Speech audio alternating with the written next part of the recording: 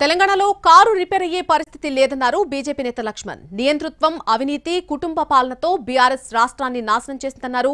ఇక హిమాచల్, కర్ణాటకలో కాంగ్రెస్ పరిస్థితి చూస్తూనే ఉన్నామని ఎద్దేవా చేశారు లక్ష్మణ్. షెడ్యూల్ వచ్చేలోపే దాదాపు బీజేపీ అభ్యర్థుల ఎంపిక పూర్తవుతుందంటున్న లక్ష్మణ్తో మా ప్రతినిధి Prasad face to face. Bharatiya Janata party ఎన్నికల స్క్రూటినీ స్టార్ట్ అయింది. ఈరోజు సాయంత్రం 5 గంటలకు బీజేపీ ప్రధాన కార్యాలయంలో పార్టీ కేంద్ర ఎన్నికల కమిటీ సమావేశం అవుతుంది. అదేవిధంగా బీజేపీ పార్లమెంటరీ బోర్డు సభ్యులంతా కూడా ఈ సమావేశంలో పాల్గొంటున్నారు. ముఖ్యంగా మన తెలుగు రాష్ట్రాలకు సంబంధించి doctor Laxman BJP parliamentary board మెంబర్గా ఉన్నారు. ఈ సమావేశంలో కూడా పాల్గొనబోతున్నారు. సరే, ఏ రకంగా ఉండబోతుంది అభ్యర్థుల ఎంపిక, అభ్యర్థుల వాళ్ళ యొక్క స్క్రూటినీ ఏ రకంగా ఉండబోతుంది?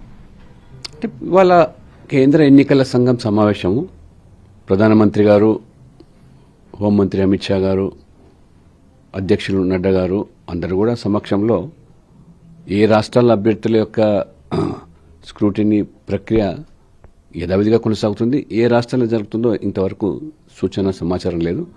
తప్పకుండా అన్ని రాష్ట్రాలు వారి రాష్ట్రాల్లో అభ్యర్థుల సూచి తయారు చేసుకొని రావడం జరుగుతుంది.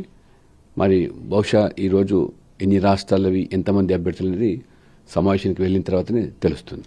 తెలంగాణ బీజేపీ అధ్యక్షులు, మిగిలిన ముఖ్య నాయకులంతా కూడా ఈ సమావేశానికి హాజరవుతున్నారు కదా, కాబట్టి తెలంగాణ కూడా ఈరోజు చర్చించే అవకాశం. తెలంగాణ వస్తుందా లేదని ఇప్పుడే చెప్పలేము. బహుశా వస్తే కూడా రావచ్చు. ఎందుకంటే సాయంకాలం మీటింగు రాత్రి వేళ జరుగుతుంది.